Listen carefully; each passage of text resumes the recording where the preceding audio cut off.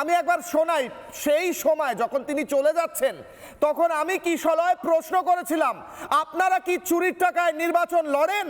মমতা বন্দ্যোপাধ্যায় কি বলেছিলেন আরো একবার দেখাবো মমতা বন্দ্যোপাধ্যায়কে কিশলয়ের প্রশ্ন, দেখুন।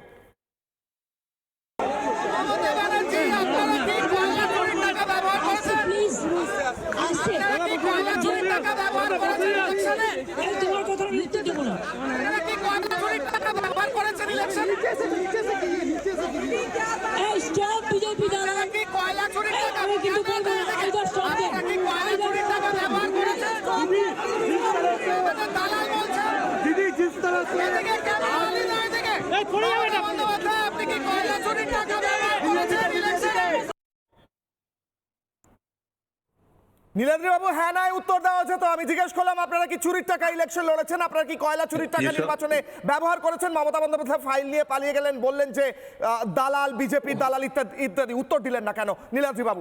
কিশলয় দিচ্ছি, তুমি আমাকে প্রথমে একটা রিকোয়েস্ট করো, যতটুকু টাইম তরুণ জ্যোতিকে দিয়েছো আর ইন্টারভিউ সেম টাইমটা আমাকে দিতে হবে যদি তোমার উত্তর চাই। ফার্স্ট অফ অল এক একটা করে আর্গুমেন্ট নিচ্ছি। তরুণ জ্যোতি বললো ছবির টাকা, ঠিক আছে, খুব ভালো, ছবির টাকা। ছবিটা এসেছিল কোত্থেকে? Saradha case, FIR drawn up in 2014। আজকে তার কি স্ট্যাটাস? আজ অব্দি কেন সিবিআই ফাইনাল চার্জশিট দেয়নি? হাইকোর্ট নিয়ে আজকে যেটা বলছে, চন্দ্রিমা ভট্টাচার্য এখনো বার অ্যাসোসিয়েশনের লিস্টে রয়েছেন, উনি একজন অ্যাডভোকেট ছিলেন। আর কে যাবে কে কোর্টে না যাবে সেটা কি বিজেপি পার্টি রেডি করে দেবে? আর কোর্টের যে বলছে বিশৃঙ্খলা, তরুণ জ্যোতি কি বলতে চাইছে যে জাস্টিস শুভ্রা ঘোষের ওপরে কোনো ভরসা নেই বা বিচার প্রক্রিয়ার ওপরে কোনো ভরসা নেই? যদি না থাকে সেটা খুলে বলুক। নারদার সময় তো নারদার 2021-এ তো নারদাদের সময় গিয়ে চিফ জাস্টিসকে বলেছিল যে আর্জেন্ট হিয়ারিং করুন, ঠিক আছে, তখন করেছিল। এইবার কেন চিফ জাস্টিস করলো না? তার মানেই যেটা বলছে যে অভিযোগগুলো ইডি রেজ করছে এত ইম্পর্টেন্ট নয়, 14 তারিখে সেটা শুনানি হবে। এবার আসি তোমার প্রশ্নতে যে ফাইলগুলো কি ছিল, কেন ছিল। মমতা ব্যানার্জি আজকে ক্ল্যারিফাই করে দিয়েছে যে উনি এআইটিসি চেয়ারপারসন হিসেবে ওখানে গিয়েছিলেন। যে ফাইলগুলো তৃণমূল পার্টির ছিল, যেগুলো ডিটেইলস অফ আইপ্যাক যেগুলো কাজ করেছিল তৃণমূল পার্টির হয়ে, না, এটার উত্তর দিতে হবে স্যার। আপনি আনইন্টারাপ্টেড সময় চাইছেন, কিন্তু আপনি ভুল বললে আমি থামাবো। Government of West Bengal, department of youth affairs এর ফাইলের নামের উপর লেখা ছিল স্যার। দেখা গিয়েছে মমতা বন্দ্যোপাধ্যায় আজকে বক্তব্য রাখার সময় বলেছেন সাধারণ মানুষের রেকর্ড ছিল, সাধারণ মানুষের তথ্য ছিল। সাধারণ মানুষের তথ্য কেন আইপ্যাক এর অফিসে থাকবে স্যার বলুন? একটা ব্যাকডোর এন্ট্রি দিয়ে সেই কাগজগুলো চুরি করতে গিয়েছিল। প্রাইম মিনিস্টার মোদীকে আমরা দেখেছি ভোট চুরি করতে, এখন আমরা ডকুমেন্ট চুরি করতে।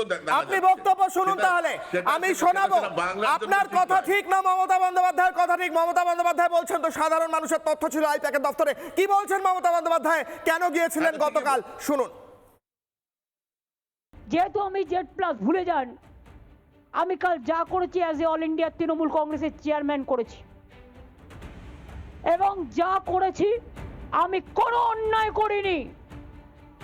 তুমি আমায় খুন করতে এসছো, আমার আত্মরক্ষা করার অধিকার আছে। চোরের মতো কেন এসছো? সাধারণ মানুষের দরখাস্ত, তুমি সমস্ত ডেটা আমার অফিস থেকে চুরি করছিলে, যে অফিস আইপ্যাককে আমরা অথরাইজ করেছি। একটা সন্দেহ হলো, আরে পার্টি সব নিয়ে পালাচ্ছে না তো? মানুষকে আমি ভালোবাসি, যেমন জোড়া ফুলটাতেই তো আমরা দাঁড়াই। তা জোড়া ফুলটা যদি রক্ষা না হয়, পার্টিটাই যদি রক্ষা না হয়, তা মানুষের জন্য লড়াইটা করবো কি করে? একটা তো প্ল্যাটফর্ম দরকার। মমতা বন্দ্যোপাধ্যায় বলছেন আমি যা করেছি আত্মরক্ষার জন্য করেছি। আপনি কিসের থেকে আত্মরক্ষা করছিলেন? কিসের থেকে আত্মরক্ষা করছিলেন মমতা বন্দ্যোপাধ্যায়? আপনি আত্মরক্ষা তখনই করতে হয় যখন কিছু থেকে বাঁচতে হয়। আপনি কিসের থেকে বাঁচছিলেন? কি লুকোনোর ছিল আপনার? 1 নম্বর পয়েন্ট। 2 নম্বর পয়েন্ট, আপনার কোট আনকোট বলছি আমি মমতা বন্দ্যোপাধ্যায়, সাধারণ মানুষের সমস্ত ডেটা আমার অফিস থেকে চুরি করছিলেন। সাধারণ মানুষের ডেটা কেন আইপ্যাকের অফিসে থাকবে? আর আইপ্যাকের অফিস কেন আপনার অফিস হবে? আপনার অফিস আর আইপ্যাকের অফিস সেম। আর আইপ্যাকের অফিসে সাধারণ মানুষের ডেটা রাখেন আপনি। সাধারণ মানুষ, আমার মতো সাধারণ মানুষ, আমাদের মতো সাধারণ মানুষের ডেটা আপনি একটা কর্পোরেট সংস্থাকে বিক্রি করেন। কেন দেন সাধারণ মানুষের ডেটা? দ্বিতীয় প্রশ্ন। আর তৃতীয় প্রশ্ন, নীলাদ্রি বাবু, প্ল্যাটফর্ম যদি রক্ষা না হয় তাহলে মানুষের জন্য লড়াইটা করব কি করে? আপনার প্ল্যাটফর্ম কি সোশ্যাল মিডিয়া? আপনি তো মাঠে ঘাটে নেমে লড়াই করার নেত্রী বলে দাবি করেন বা করেছেন এতদিন, এখন আপনার প্ল্যাটফর্মটা সোশ্যাল মিডিয়া হয়েছে, সাধারণ মানুষের তথ্য কেন বিক্রি করেছেন আইপ্যাককে? নীলাদ্রি বাবু। নানা ধরনের কন্টেন্ট দেখার জন্য লাইক করুন, শেয়ার করুন আমাদের ফেসবুক পেজ, সাবস্ক্রাইব করুন আমাদের ইউটিউব চ্যানেল। পাশাপাশি অন্যান্য ব্রেকিং নিউজের জন্য অবশ্যই চোখ রাখুন রিপাবলিক বাংলায়।